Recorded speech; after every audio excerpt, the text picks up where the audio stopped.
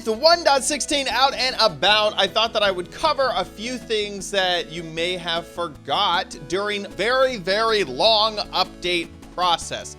These are details about Minecraft 1.16, the Nether update, that kind of got swept under the rug. Not big, huge updates, so maybe you've forgotten about them so far. Big thank you to those of you who subscribe to the channel and like this video, and a special thank you to those of you who are YouTube members. Members of this channel directly support me. Thank you so much for your support.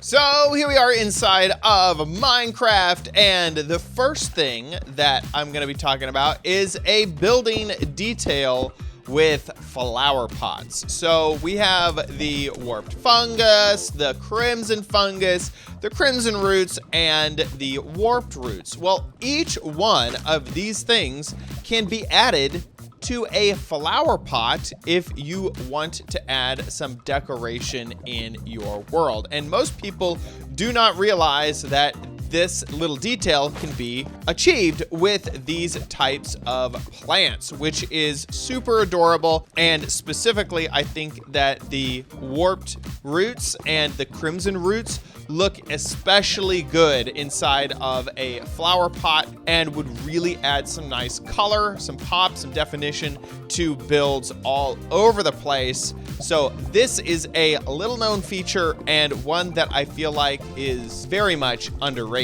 Next happens to deal with these crazy thing, the basalt pillars, and also of course the basalt deltas. I don't think I have one around here. But these little guys, the basalt came in early in the update process, and there's been a lot of news about the different textures. But something that I feel like didn't get a lot of coverage was that there is a polished version of basalt. The recipe is very simple, and the texture looks pretty cool. It has a very defined edge to it, and this works just like basalt in that it can be placed like a log in any direction.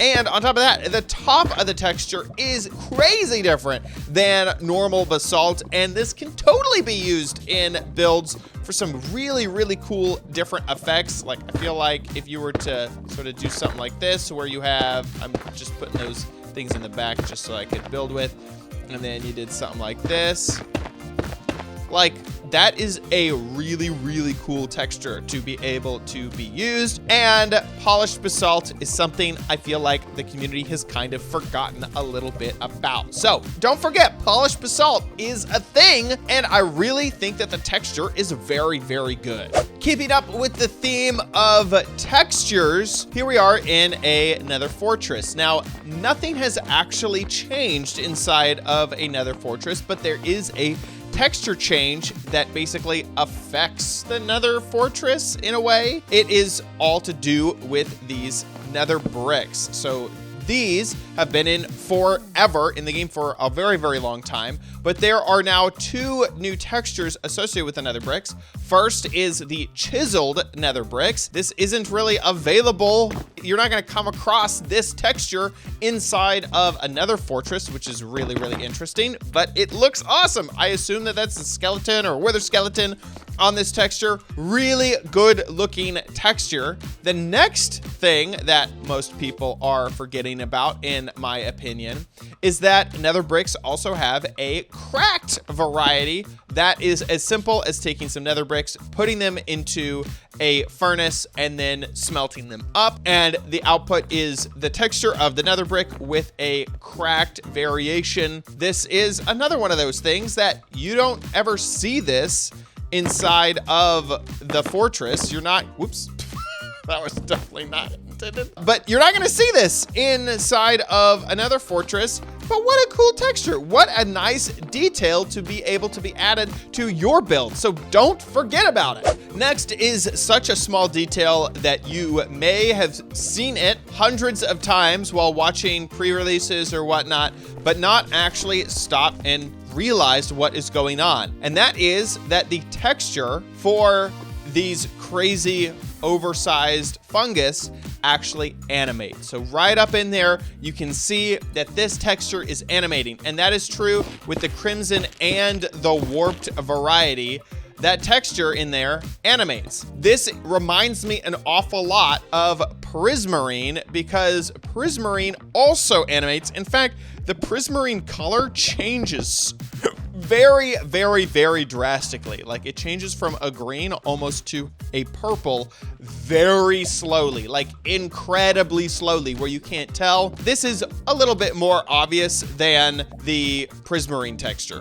Next happens to deal with Blackstone. So Blackstone is this is actually Gilded Blackstone.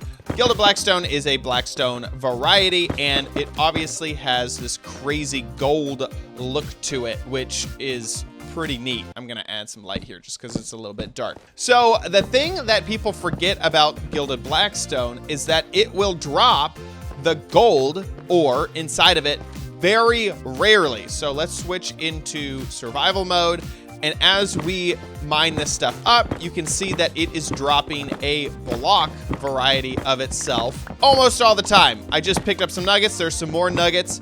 So with a normal pick that isn't enchanted in any special way, it will only drop the nugget version of itself about 10% of the time.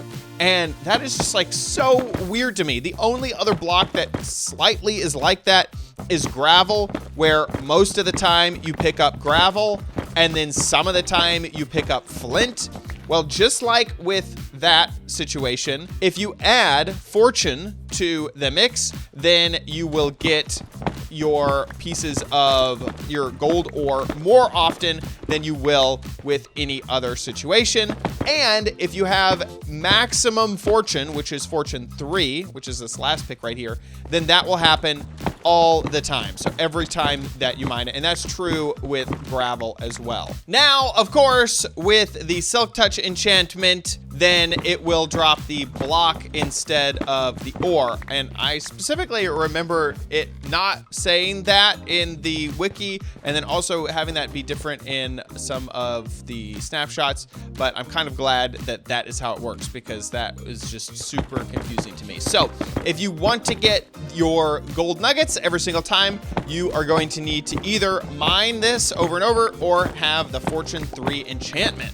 Next there is a noticeable difference between a campfire and a Soulfire campfire. And this was something that I either forgot or did not realize in the beginning. And that is that the damage that they do is different. So if I stand on this campfire, you can see just my health and how slowly it's going down. And I have some saturation on there, so that is also affecting that. But if I stand on a Soulfire campfire, it brings me down way faster. In fact, the damage is actually double that of a normal campfire. I didn't realize that. I didn't know. So Soulfire, way more damaging to a player than normal campfires. That is crazy. One of the things that you can find inside of the Bastion Remnants is a banner pattern, and that I have it right here, the snout banner pattern.